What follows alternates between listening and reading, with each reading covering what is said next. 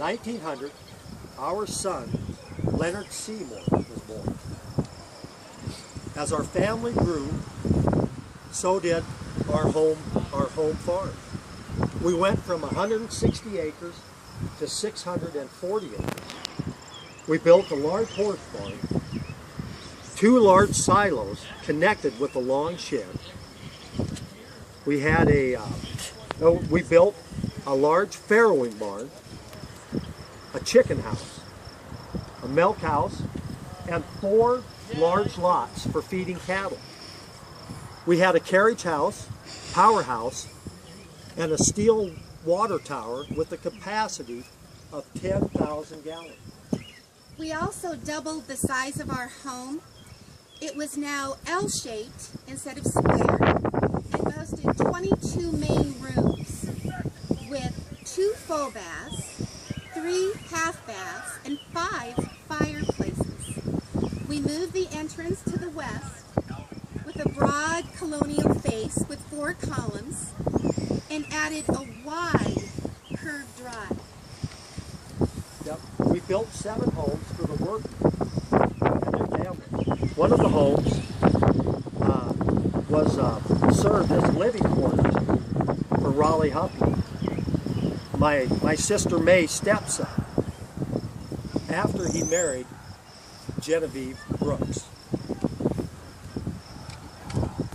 Our home was always a hub of social activity.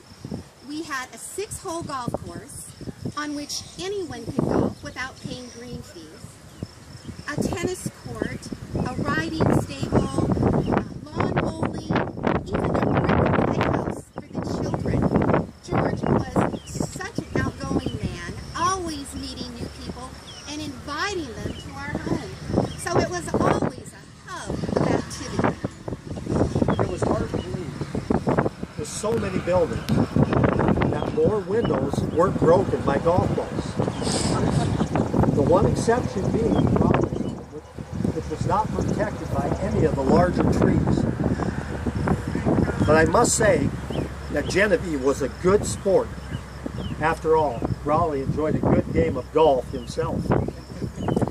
No one took more pride in their home than we did. The beautiful garden and the apple orchard. But life was not all ease.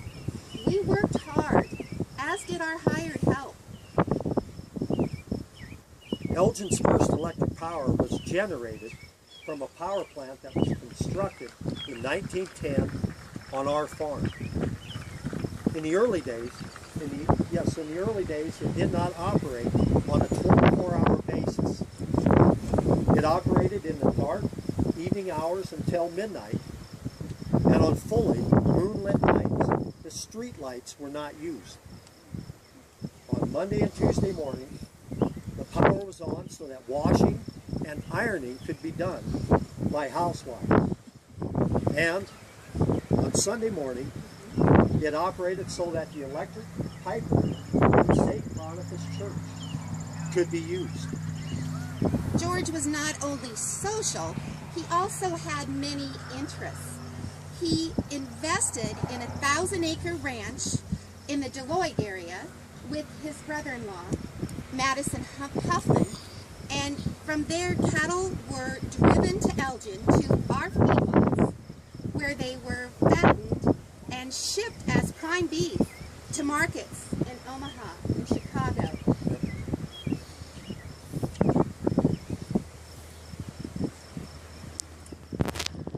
We were lucky to be part of a community where so many immigrants were from Germany and the Scandinavian countries. They were industrious, thrifty, hard-working people. As the depositors' accounts grew in volume, I was able to invest in various businesses myself.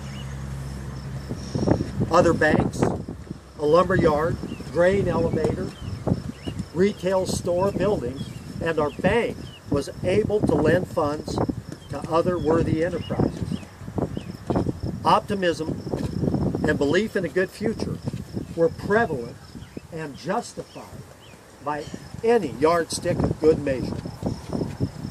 Some of the Elgin establishments were the Harry Shoemaker and W.E. Brooks hardware and furnishing store, Dr. Samuel T. Jackson's dental office and drugstore, the Wolf Brothers general merchandise and grocery store.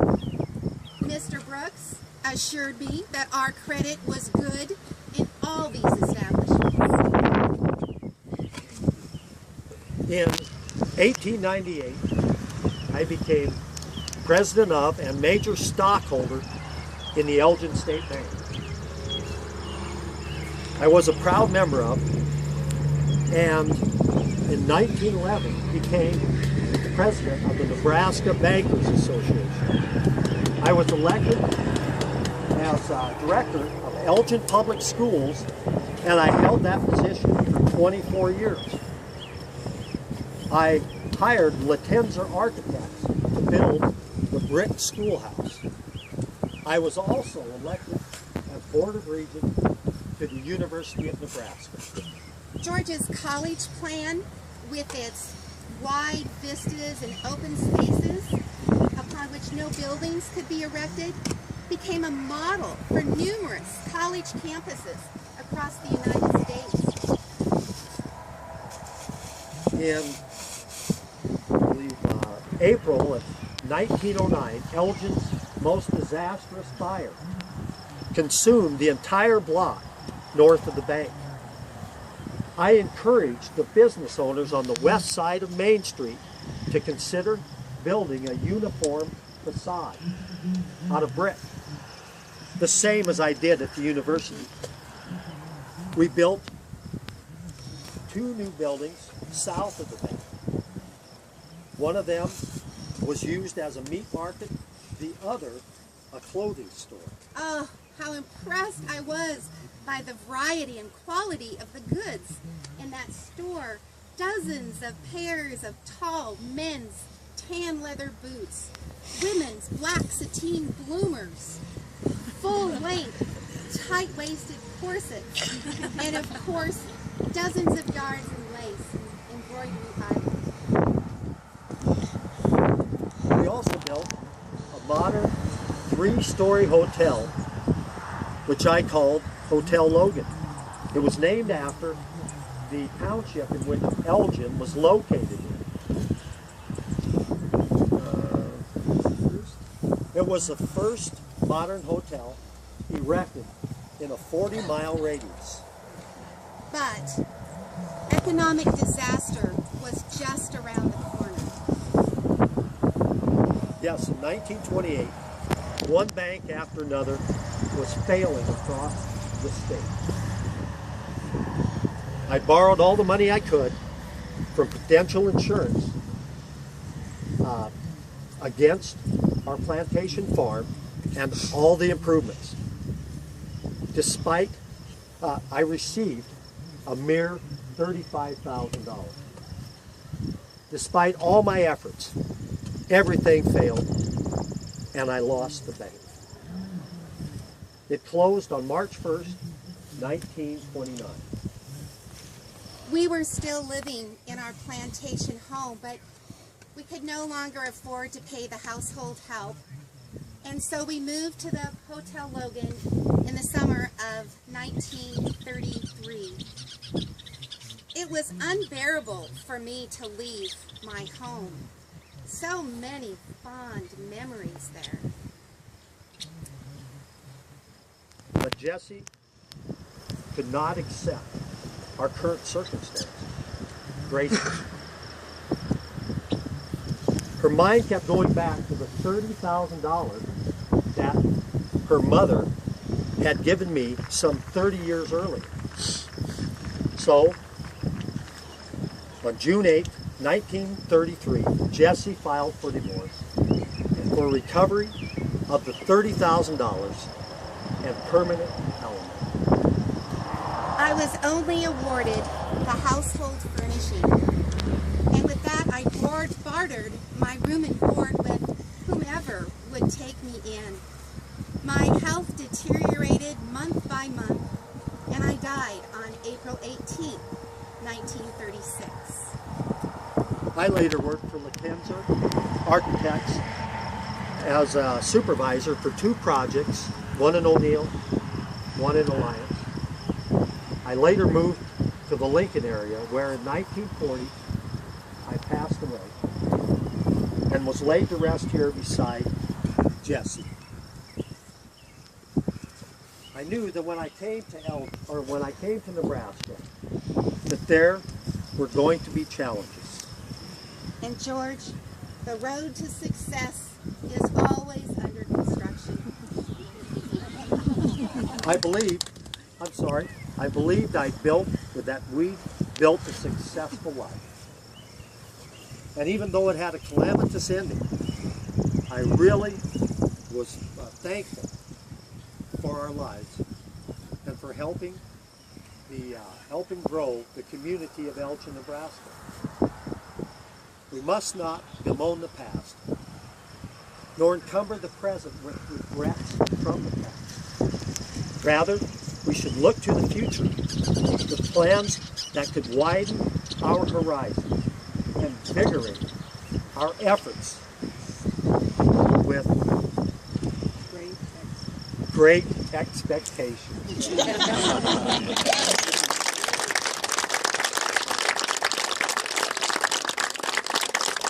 Thanks for coming. Enjoy the weekend. That was great.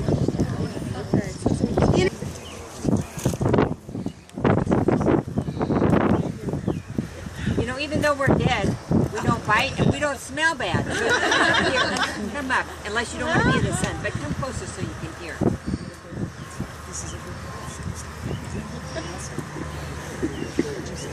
Good morning. Good morning. My name is George Copeland, and Elgin is my home.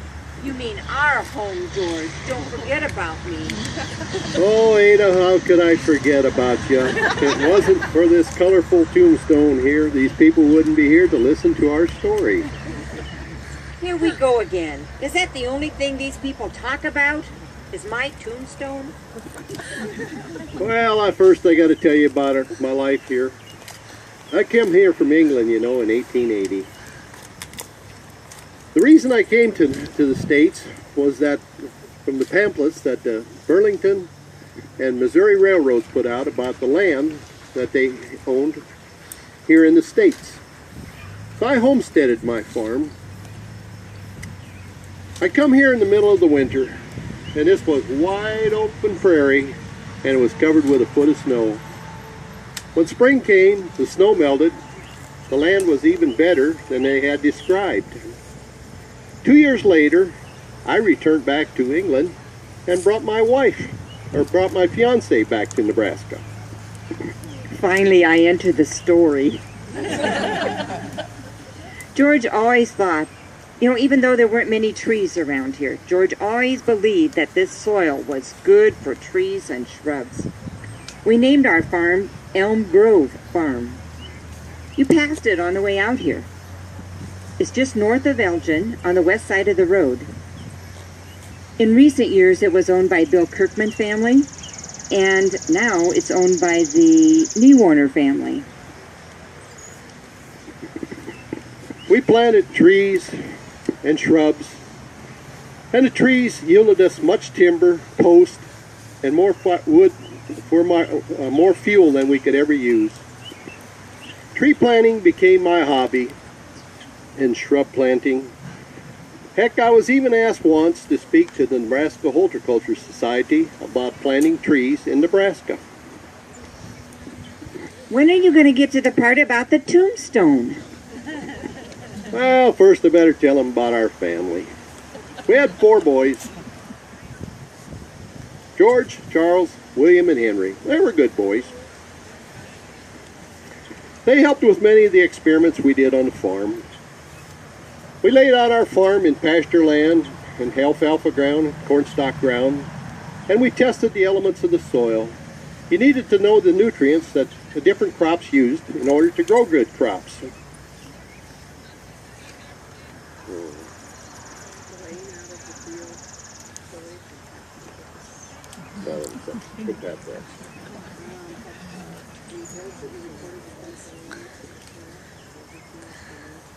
No, did that. Must be good. He's right. All that testing led you to the University of Nebraska. Who would have guessed that in 1914 you would be elected to the Board of Regents? Yes, I was elected to the Board of Regents. I served 6 years at the Board of Regents at the University of Nebraska. I always felt that the best way to promote agriculture was to find good educators who had a love for the land. I was also instrumental in the layout of the farm campus at the university with the planting of trees and the landscaping. But that wasn't your only tour of duty in this area of Nebraska. I served as the first district clerk of the district court of the territory, and also the land office in Neely. I was instrumental in building of the first church in the southern part of Antelope County. During World War I, I served with the Department of Defense in the State Department of Defense. And I was also instrumental with the advancement of science.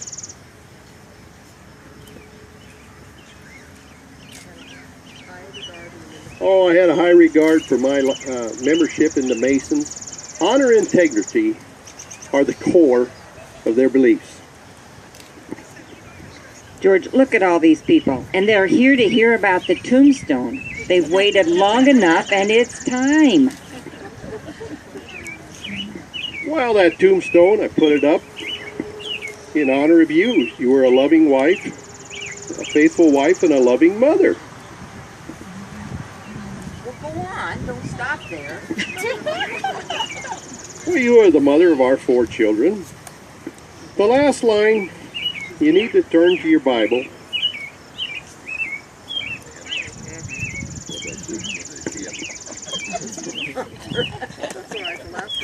Okay, last line.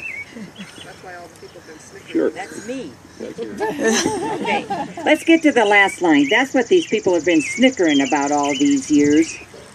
A faithful. In order to tell you about the last line, you need to take your Bibles and turn to Genesis 5, verse 24. I am reading about the descendants of Adam, and the verse says, Enoch walked closely with God, and he was not, for God took him. It doesn't say that he died an earthly death, but instead it says that God took him. Does that explain it well enough, Ada? Well, no, not really. When people read this, it says, a faithful wife and a loving mother she was not, for God took her.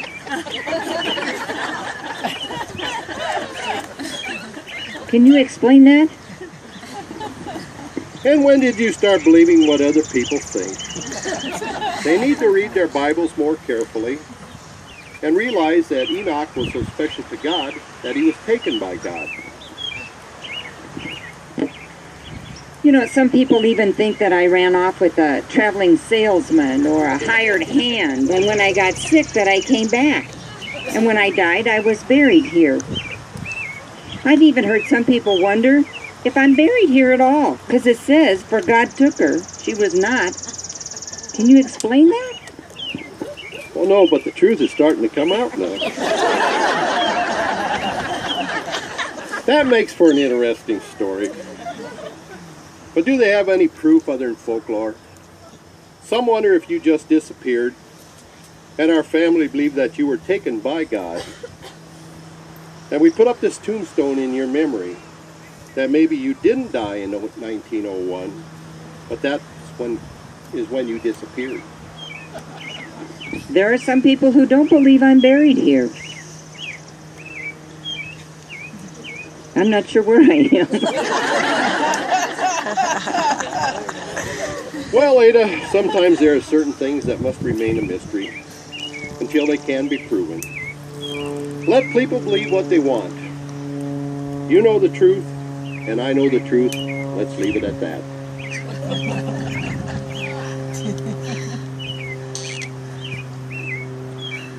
Okay, George.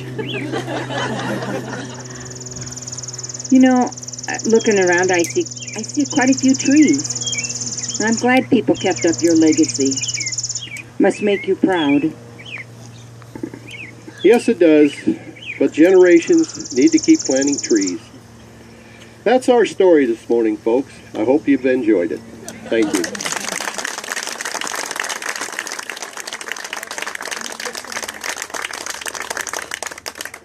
For those of you who came to really know something about Ada, you don't know any more about Ada than you did before.